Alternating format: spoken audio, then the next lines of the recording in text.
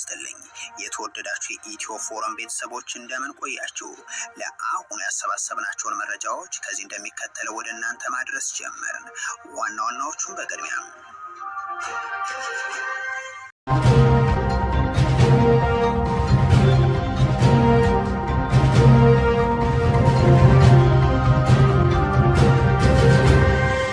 And I think, unfortunately, what's happening here is the RSF has concluded that they're winning and they want to keep going. የሚናገሩት ማርኮ ሩቢዮ ናቸው። የአሜሪካው ስቴት ሴክሬታሪ ሩቢዮ አርኤስኤፍ የተባለውን የሱዳን ሚሊሻ ስሙን ጠቅሰው ፈጸማቸው ያሏቸውን ወንጀሎች በመዘርዘር እያወገዙ የኮነኑትን የተናገሩት ባለፈው ሳምንት ነበር። የዚያን ሚሊሻ የወንጀል ተግባራት እየዘረዘሩ ለድርድር አልስማማም ማለቱን እየጠቀሱ ጦር መሳሪያ የሚሰጡትና እንዲሻገርለት የሚፈቅዱ አሉ በማለት እያስታወሱ በሱዳን የሆነው ነገር አገራቸውን እንዳሳዘነ ገልጸዋል። ይህንን የሰማ ሀበሻ አህያውን ፈርተው ዳውላውን የሚለውን ተረት ስቦ ሊያወጣ ይችላል። ዋናዋ አቀባባይና አስተኳሽ እያለች ዋናው ላኪ አቡዳቢ ተቀምጦ እሱን ስሙን እንኳን ለማንሳት ሳይደፍሩ የተላላኪውን ድርጊት ያወግዛሉ። በርግጥም የተባበሩት አረብ ኤሚሬትስ የተሰኘች ሀገር፣ በርግጥም መሐመድ ቢን ዛይድ የተባሉ ሰው በሱዳን ጄኖሳይድ ይፈጸም ዘንድ ቁልፍ አበርክቶ አላቸው።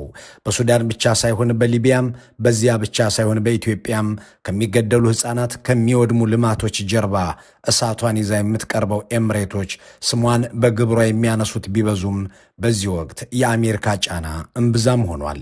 አሁን ደግሞ የተሰማው ዜና በምዕራብ ኢትዮጵያ ቤኒሻንጉል ጉሙዝ ውስጥ መንጊ በተባለ ወረዳ የሱዳንን አማጺ ኃይል የምታሰለጥንበት ካምፕ አስከፈተች የሚል ነው። አዎ በኢትዮጵያ ግዛት ውስጥ ጎረቤት ሀገርን የሚዋጋና በመተማ አልፎ ሱዳን እንዲገባ የሚጠበቅበት በሱዳን ምስራቃዊ ክፍል እያጠቃ ወደ ካርቱም እንዲገባ የታሰበ 10,000 ሰራዊት ተመልምሎ የሚገባበትና የሚሰለጥንበት ማዕከል ተከፍቷል። ከ3 ወራት በፊት ነሐሴ ላይ መጠናቀቅ የጀመረበት ካምፕም ከ3 ወራት በኋላ ጥር መጨረሻ ይሄው የተባበሩት አረብ ኤሚሬትስ የምትደግፈው ታጣቂ ኃይል ወደ ኢትዮጵያ ገብቶ ይሰለጥንበታል ተብሎ ይጠበቃል። ይህንን ጠንክረው የሚያስተባብሩት የመከላከያ ደህንነቱ ጀነራል ጌታቸው ጉዲና ናቸው። ብልጽግናዎች የአቡዳቢ ጌቶች ያዘዟቸው ለማድረግ ደፋ ቀና የሚሉ ሎሌዎች ናቸውና አድርጉ የተባሉትን እያደረጉ ነው። ምን ትጠቀማላችሁ የሚል ጠያቂ ቢመጣባቸው ገንዘብ እናገኛለን፣ መሳሪያ እናገኛለን፣ ከዚያም እኛም እንደ ሄሚቲ በህዝብ ላይ እንሸፍታለን ይላሉ ተብሎ አይጠበቅም። ጥያቄው የተባበሩት አረብ ኤሚሬቶች ስለምን ይህንን ሁሉ አደረገች የሚለው ብቻ አይደለም። በሱዳን ጄኖሳይድ ላይ እሳቱን ማቀጣጠልም ማቀባበልም ስለምን አስፈለጋት የሚለው ብቻ ሳይሆን ለምን ዝም ተባለች የሚለውም ጥያቄ መሰረታዊ ነው። እነ አሜሪካ፣ እነ እንግሊዝ፣ እነ አውሮፓ ህብረት፣ እነ ግብፅ ስለምን በተባበሩት አረብ ኤሚሬትስ ላይ የረባ ጫናና የጠነከረ አስተያየት እንኳን ለመስጠት አልደፈሩም? አሁንም ጥያቄው ለምን የሚል ነው። ደግሞ የማያውቁም እንዳይባል አሳምረው ያውቃሉ። የደህንነት መስሪያ ቤቶቻቸው በሚገባ እንደሚያውቁ ሚዲያዎቻቸው ዘግበዋል። ታዲያ እነዚያ ለዓለም ሰላምና ደህንነት ለሰው ልጅ መብትና ህይወት ግድለናል ብለው ሀብትም ሲያፈሱ ሰውም ሲያሰማሩ የሚታወቁት ምዕራባውያን ለምን ለኤሚሬትስ ቁጣ እንኳን አጡ? አንዲት የግሳጼ ቃል እንኳን ቸገራቸው? ይህንን ያደረገችው ቻይና ብትሆን ኖሮ፣ ይህንን ያደረጉት የሩሲያው ፕሬዝዳንት ፑቲን ቢሆኑ ኖሮ፣ ይህንን የፈጸሙት ኪም ጆንግ ኡን ቢሆኑ ኖሮ ከቶ የአሜሪካኖች አስተያየት ይህ ይሆን ነበርን? ስለምንስ የተባበሩት አረብ ኤሚሬቶች ወደ ሱዳን የምታሻገረውን ጦር መሳሪያ ማስቆም አልቻሉም ወይም አልወደዱም? ለዚያውም የጦር መሳሪያ ማዕቀብ በተጣለበት ሱዳን እልፍ ሰው መግደያ የምታሻግረው ኤሚሬትስ ስለምን ዝም ተባለች? ይህንን ጥያቄ ለማብራራት ነገሩ የገባቸው ሰዎችና ተቋማት የጻፉትን እንገልጣለን። It's stamped with the address of the logistics arm of the United Arab Emirates military. ይህ ወታደር ለጋዜጠኞች የሚያስጎበኘው የጦር መሳሪያ ዴፖ እዚያው ሱዳን ውስጥ በሄሚቲ ይዞታ ስር የነበረ ሲሆን በአንድ አውደ ውጊያ ተሸንፎ ሲሸሽ የተወው ነው። የጦር መሳሪያውም የተባበሩት አረብ ኤሚሬትስ መከላከያ ሚኒስቴር ንብረት መሆኑን የሚያመለክቱ ጽሑፎች በሚነበቡባቸው ካርቶኖች የታሸገ ነው። ይህ አንድ አንጓና እማኝ ብቻ አይደለም። ኤሚሬትስ ወደ ሱዳን ጦር መሳሪያ ታስገባለች ሳይሆን ሙሉ ወጪውን ሸፍና ትዋጋለች የሚለው የተሻለ ገለጻ ነው ይላል የዘጋርዲያኑ ዲፕሎማቲክ ኤዲተር ፓትሪክ ዊንቶር ነሐሴ 6 2023 የሱዳን ጦርነት በተጀመረ በአምስተኛው ወር እንዲሆነ በዚያች ቀን ቀትር ላይ አንድ ጅራቱ ሰማያዊ የሆነ ነጭ አውሮፕላን በሱዳን ሰሜናዊ ኮርዶፋን ግዛት ውስጥ በሐርማት አልሼክ ሰርጥ በአንድ አሸዋማ ቦታ ላይ አርፎ ታየ። በዚያ ገጠራማ ቦታ የአውሮፕላን እንዴት ተገኘ፣ የማንስ ነው፣ ምንስ ጭኖ ነበር የሚለው የመገናኛ ብዙሃንንና የአየር ትራፊክ ባለሙያዎችን ትኩረት ሳበ። ፍላይት ራዳር 24 የተሰኘውና የአውሮፕላን በረራዎችን መነሻና መድረሻ የሚመረምረው ድርጅት የአውሮፕላን 1900 ዲ የተሰኘ ቁጥር እንደነበረው ንብረትነቱ የኡጋንዳ በሆነው ባር አቪዬሽን ንብረትነት የሚመራ እንደሆነ አውሮፕላኑም የካርጎ ወይም የዕቃ መጫኛ እንደነበር አረጋገጠ።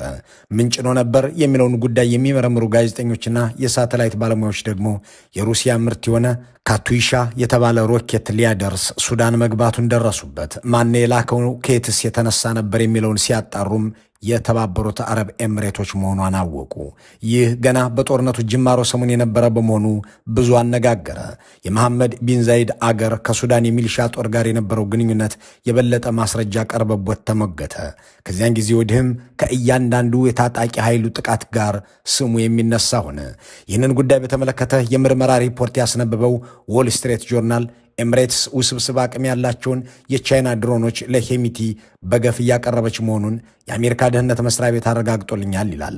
ኒውዮርክ ታይምስ ደግሞ ገና ጦርነቱ በፈነዳበት ሰሞን አንስቶ የተባበሩት አረብ ኤምሬትስ ወደ ሱዳን የምታስገባው ጦር መሳሪያ አያሌ እንደነበረ ያትትና ይህንንም በቻድ፣ በማዕከላዊ አፍሪካ፣ በደቡብ ሱዳን እንዲሁም በኡጋንዳ በኩል ስታሻግረው እንደነበረ ያስነብባል። ይህንን ጦር መሳሪያ የምታቀርበውም በሰብአዊ እርዳታ ሽፋን እንደሆነ ያትታል። ሄሚቲ የሚገዛለት መሳሪያ ግን የቻይና ድሮንና የሩሲያ ሮኬት ብቻ አይደለም። ባሳለፍነው ሳምንት በተባበሩት መንግስታት የጸጥታው ምክር ቤት ስብሰባ ላይ እንደተነገረው በሱዳኑ ጦርነት እንግሊዝ ሰራሽ የጦር መሳሪያ ቅሪቶች ተገኝተዋል።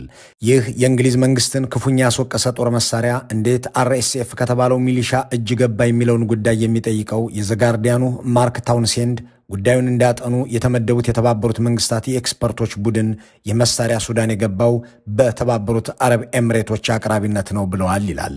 መሳሪያውን ኤምሬትስ ለራስ መገልገያ ብላ ከእንግሊዝ የገዛችውና ለሄሚቲ የሰጠችው መሆኑን የሚያነሱት ባለሙያዎቹ የለንደኑ መንግስት የሚሸጠው ጦር መሳሪያ ለጥፋት ዓላማ አለመዋሉንና ለሶስተኛ አካል ተላልፎ አለመሰጠቱን ማረጋገጥ ይገባዋል ብለዋል።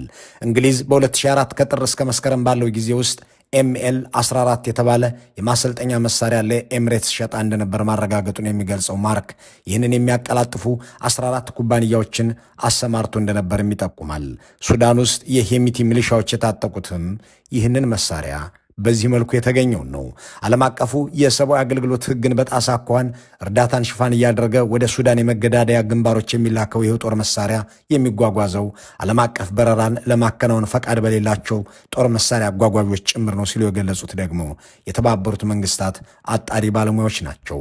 በቻድ ድንበር ላይ በሱዳን አቅራቢያ ኤምሬትስ የሰብአዊ አገልግሎት የምሰጥበት ነው የምትለውን ሆስፒታል ከከፈተች ቆይታለች። ያ ሆስፒታል ለቻይና የተገዙት ድሮኖችና ወደ ሱዳን የሚሻገሩ መሳሪያዎች መጋዘንና የሄሚቲ ወታደሮች መታከሚያ ማዕከል መሆኑን በኒውዮርክ ታይምስ የምርመራ ሪፖርት ተጋልጧል። ይህ ሆስፒታል የተከፈተው ጦርነቱ እንደተጀመረ ሰሞኑ መሆኑን ልብ ይሏል። የመሐመድ ቢን ዛይድ መንግስት ጦር መሳሪያ ብቻ ሳይሆን ተዋጊ ወታደሮችንም ቀጥሮ ከኮሎምቢያ ማስመጣቱም ሲዘገብ ሰንብቷል። ይህ ጦር መሳሪያ ከህግና ውላቸው ውጪ ለጄኖሳይድ መፈጸሚያነት ሲውል እነ እንግሊዝ ስለምን ዝም አሉ የሚለው ጥያቄ መነሳት የሚገባው ከዚህ በኋላ ነው። አሜሪካስ ብትሆን የተባበሩት መንግስታት የጦር መሳሪያ ሊቀርብለት የማይገባ ጦርነት ነው ብሎ ማዕቀብ በጣለበት የሱዳኑ ጦርነት ላይ ለሄሚቲ የሚሰጠው ትጥቅና ያለ ገደብ እንዲሁም በገፍ ሲቀርብ ለምን ዝም አለ? የራሱ የደህንነት ተቋማትስ ይህንን እያረጋገጡለት ለምን እርምጃ ከመውሰድ ተቆጠበ? ጥሩ ጥያቄ ነው። The war in Darfur never ended. It only intensified and spread across the country. Villages have been burnt and abandoned again and again in Western Sudan. ደጋግማ በወደመችው ዳርፉር ብቻ ሳይሆን በሌሎችም አካባቢዎች ከሚካሄደው ጄኖሳይድ ጀርባ የሩሲያ ሮኬት፣ የቻይና ድሮን፣ የእንግሊዝ የነፍስ ወከፍ መሳሪያዎች ከተገኙ በኋላ የተባበሩት አረብ ኤምሬቶች እንዳቀረበቻቸው ማስረጃ ከወጣ ወዲህ የአቡዳቢው መንግስት እዚህ ግባ የሚባል ክርክር አቅርቦ ሊክድ አልቻለም። በተደጋጋሚ የለሁበትም እያለ ሲዋሽ ቢቆይም ማስረጃዎቹ የሚያነቃንቁት አልሆኑም። የአሜሪካ መንግስት ይህንን አሳምሮ ያውቃል የሚለውን ጉዳይ የጻፉት አሊሰን ማክማነስና ጓደኞቿ ጉዳዩን በዋይት ሃውስ በኩል አድርገው በፎሬን ፖሊሲ መጽሔት ላይ ይዘረዝሩታል። ከዚህ በፊት የነበረው የባይደን አስተዳደር በሁለቱም ተፋላሚዎች ማለትም በሄሚቲም ሆነ በቡርሃን ላይ ጫና ለመፍጠር ይጥር እንደነበር አስታውሰው በተለይ RSF የተባለውን ሚሊሻ ኃይልና ለሱ ጦር መሳሪያ የሚያቀርቡ ኩባንያዎች በተለየ የማዕቀቦች ኢላማ እንዲደረግ ተወስኖበት እንደነበር ያትታሉ።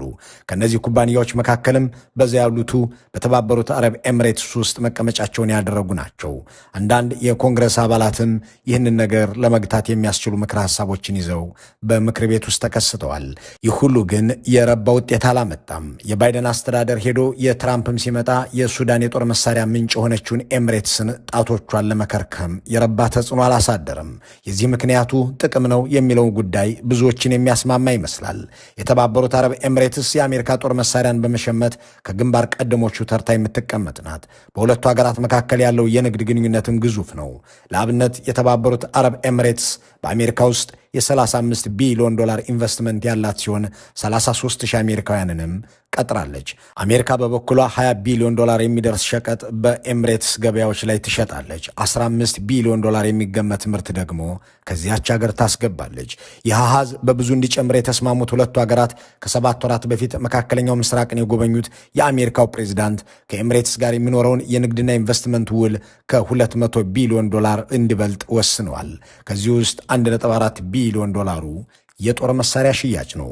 ይህን ያህል ጥቅም ያላቸው አሜሪካኖች በተባበሩት አረብ ኤሚሬትስ ጭካኔ የተሞላባቸውን ወታደራዊ ድጋፎች እንድታቆም መረር ያለ ግሳጼ ሊያደርሱ ይቅርና የወዳጅ አስተያየት እንኳን ለመስጠት አይደፍሩም አስብሏቸዋል።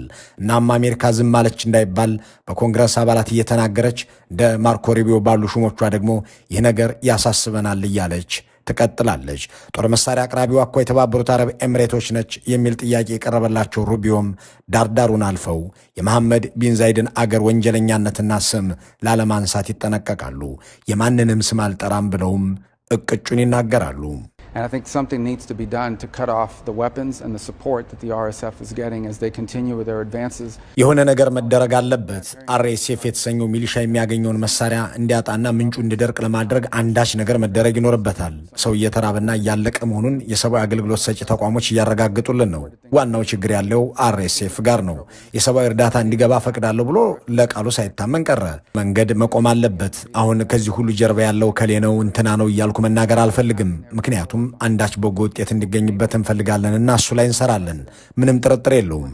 RSF ከውጭ ሀገራት የጦር መሳሪያ እርዳታ ያገኛል። ይህ የጦር መሳሪያ እንዲተላለፍባቸው የፈቀዱ ሀገራት ደግሞ አሉ።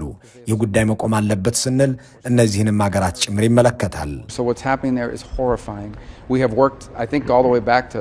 እንዲህ ያለውን ነገር የታዘቡት በፕሬዚዳንት ክሊንተን ዘመን ባለስልጣን የነበሩት አንቶኒ ሌክና ጆን ፕሬንደርጋስት ከአንድ ዓመት በፊት UAE's Secret War in Sudan በሚል ርዕስ በጻፉት የምርመራ ሪፖርት ኤሚሬትስ ይህንን ሁሉ ስትፈጽም ምን እያደረግሽ ነው አሊያም ብታቆሚ አይሻልም ወይ ብሎ የሚጠይቃት ዓለም አቀፍ ተቋምና ሀገር የለም ይላሉ። አገሪቱ ያላት ከፍተኛና የተከማቸ ነዳጅ ኢራንን በመገዳደር በአካባቢው ስትራቴጂካዊ ጠቀሜታ ያላት ናት ተብሎ መታመኑ ለጋዛው ጦርነት መፍትሄ ለመስጠት በሚደረገው ሂደት ውስጥ ዲፕሎማሲያዊ ጥረት እያደረገች ነው ተብሎ መታሰቡ በምዕራቡ መንግስታት ጫና እንዳይደረግባትና የሱዳን ጥፋቷን እንድትቀጥልበት አግዟታል። ግን ይህንን ቀውስ ለማስቆምና ኤሚሬቶች እጇን እንድትሰበስብ ለማድረግ ጥርጥር የሌለው ሁኔታ የውጭ መንግስታት የግድ ያስፈልጋሉ ሲሉም ያክሉና አሜሪካ እርምጃ ልትወስድ እንደሚገባ ይመክራሉ። እንዳም ሆኖ አሜሪካ ያላትን ተሰሚነትና ጉልበት ተጠቅማ እርምጃ ለመውሰድ የረባ እርምጃ አልተራመደችም። አሜሪካ ዝም ካለች ደግሞ ሌላው ሊተነፍስ አይችልምና የዚያችን አረባዊት ሀገር የጥፋት እጆች ማስጣል አልተቻለም። ሳውዲም አልቻለችም፣ ግብፅም አይሆንለትም፣ እንግሊዝም እንዲሁ። የብሪታንያ ፓርላማ አባላት አገራችን ስሟ ስለምን ተነሳ፣ ጦር መሳሪያችን ለምን ሱዳን ተገኘ በሚለው አጀንዳ ላይ በብስጭት ሲወያዩ ታይተዋል። በሚዲያና በፓርላማ ጫናም የአገሪቱ የውጭ ጉዳይ መስሪያ ቤት በድርጊቱ አለመደሰቱን ገልጾ መግለጫ አውጥቷል። እንዲህ ካሉት ነገሮች ውጪ ደፈር ብሎ እርምጃ ለመውሰድ የተነሳ የለም። ለሱዳን እናቶችና ሕፃናት ብሎ ጥቅሙን አሳልፎ የሚሰጥ አንዳች ሀገር ሊኖር ይችላል ተብሎም አይገመትም። የተባበሩት አረብ ኤሚሬቶች እንዲህ ስሙ እየተነሳና እየተጣለ ባለበት በዚህ ጦርነት ላይ ምን ሊያደርግ ገባ? አሁንስ በቤኒሻንጉል ጉሙዝ ጭምር ካምፕ እስከ መክፈት የደረሰ ኃላፊነት ወስዶ የሄሚቲን ኃይል መደገፍ ለምን አስፈለገው የሚለው ቁርጥ ጥያቄ መነሳት ይኖርበታል። እዚህ ጋር ወርቅ ይነሳል። የሱዳን ወርቅ። በወርቋ ምክንያት ወርቅ ልጆቿን እያጣች ያለች ወርቅ አገር ሱዳን አንገት ደፍታለች። But in Sudan, there's a dark side to gold. The country is more than 2 years into a brutal war. Gold is a major fuel for the current conflict. I think many Sudanese still see this as this is not our conflict.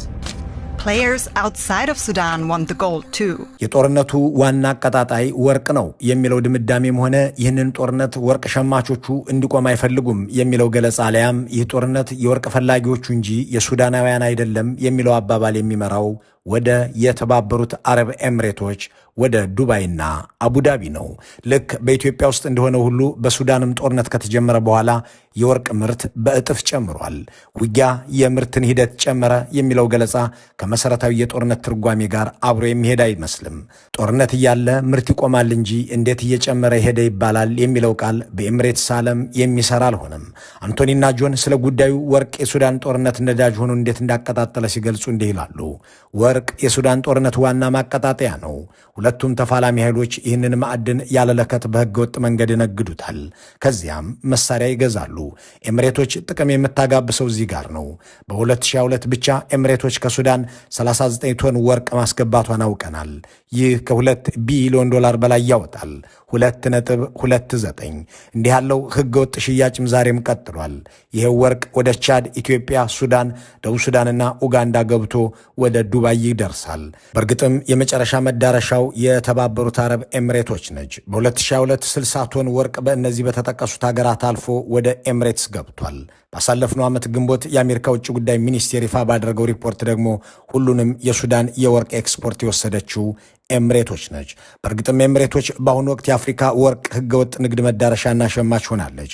በቅርቡ አንድ የስዊድን ድርጅት እንዳለው ኤምሬቶች በ2022 ብቻ 405 ቶን ወርቅ ከሰሃራ በታች ካሉት ሀገራት ወስዳለች። ለኤምሬቶች ወርቅ የሸጡ ድርጅቶች ደግሞ በአገራቸው ውስጥ ሽያጫቸውን ሪፖርት አያደርጉም። ይህ ኤምሬቶች ጦርነትን መሰረት አድርጋ የምታጋብሰው ህገወጥ የወርቅ ማከማቸት ዘመቻ ፈጣንና ወሳኝ እርምጃ ሊደረግበት ይገባል። አሜሪካና አውሮፓ ቢያንስ በዚህ የወርቅ ንግድና ዝርፊያ ላይ ተሰማርተው በሚሰሩ የኤምሬቶች ድርጅቶች ላይ የሚጥሉት ማዕቀብ መኖር አለበት ይላሉ። ኤምሬትስ ይህንን ወርቅ ለማጋበስ ስትል ሄሚቲን እየደገፈች ረዘም ያለ ዘመን ልትቀጥል እንደወሰነች ማሳያው በቤኒሻንጉል ጉምዝ ጭምር የጦር መሰልጠኛ በ4 ኪሎ ተላላኪዎቹ አማካኝነት እያስከፈተች መሆኑ ሲታይ ነው። የማይቆጡት ልጅ የሆኑባቸው መሐመድ ቢን ዛይድም አገር ሲያፈርሱ ተው እንጂ የሚል የምዕራብ መንግስት ጠፍቷል። መልካሙን ሁሉ በመመኘት በዚሁ እንሰናበታለን።